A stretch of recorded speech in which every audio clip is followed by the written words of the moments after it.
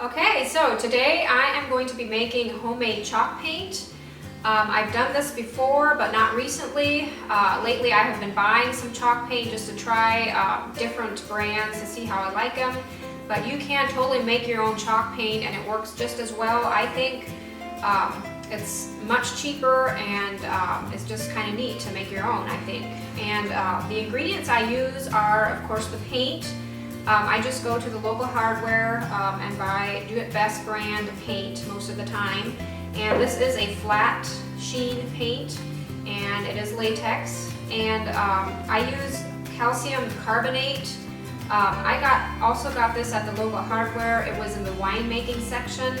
And calcium carbonate is actually a fancy word for chalk. So basically you're just making your chalk paint, literally.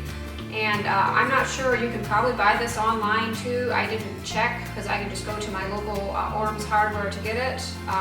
But yeah, it's not expensive at all. I think I gave $3.19 for this little bag, which is 1 pound. Okay, so I'm going to be mixing 2 parts paint with 1 part of the calcium carbonate. And I am going to add a little water to my powder here before mixing it into the paint, just to make a paste.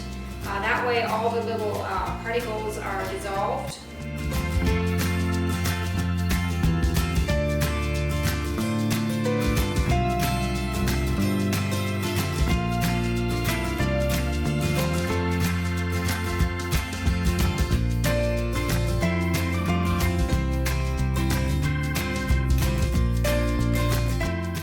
Okay, so the piece I'm going to be redoing is an old end table that I got at a local thrift store for a couple dollars. It's nothing fancy, it's just that veneer type of wood. It's not your solid wood piece. And the only thing I prepped on it was I took a damp cloth and got rid of all the dust. I didn't sand anything.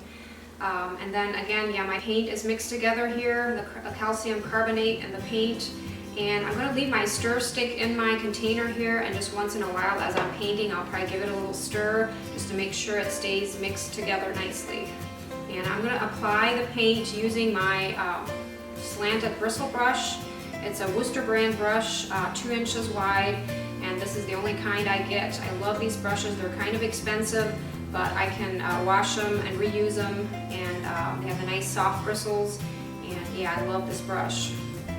And the color of the paint is a nice warm gray color. It's called Livingston Gray, and I have never used this kind before. I usually try to stick with names that I've used before, and I know they're going to turn out the way I expect, but this is a new one for me, so we'll give it a shot.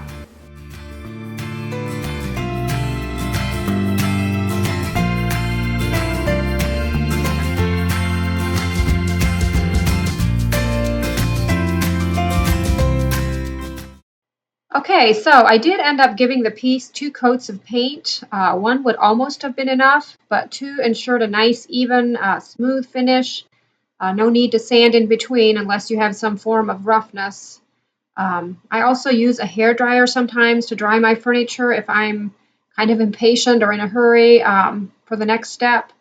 So that's what I did here, and I'm just waiting for it to dry so I can distress some of the edges.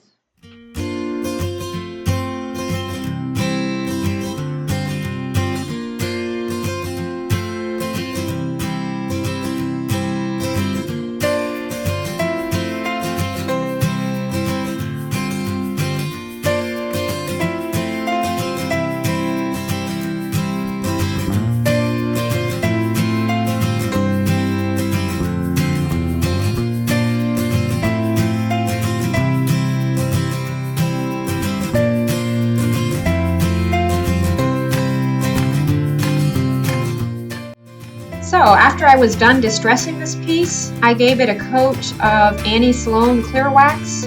I applied it using a rag, a t-shirt rag. That worked out really well. It gave it a nice, smooth, hard finish. I thought this piece would make a nice coffee table for our living room.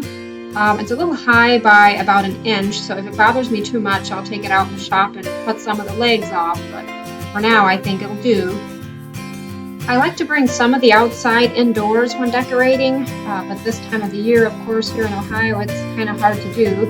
But I did notice the grapevines this morning, so I went outside and clipped some of those off and made a little bird's nest for the coffee table.